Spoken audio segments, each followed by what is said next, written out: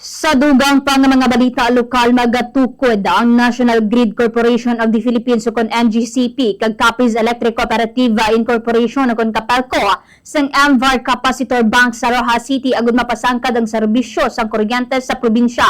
Ang MVAR capacitor bank ang isa ka equipment nga makabulig sang mas maayo kag mas epesyente nga pagdaloy sang kuryente sa mga konsumidora. Suno kay Engineer Edgar Diaz, General Manager sang Capelco, iya ginpayag nga paagi sa amo nga proyekto ginalauman sini nga mangin na mabaskog ang supply sang kuryente nga sakop sang Capelco. Dugang pa sini nga makabulig ini sa pagbuhin sa mga boltahe kag pagpaayo sang kalidad sang serbisyo sang kuryente. Ginalauman nga matapos ang proyekto sini nga tuig.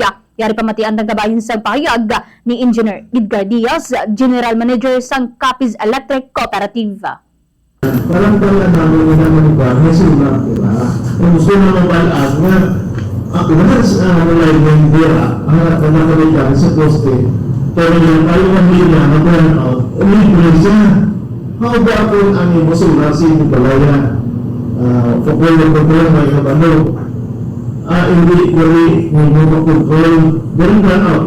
Siyempre, hindi na naman may kabalo.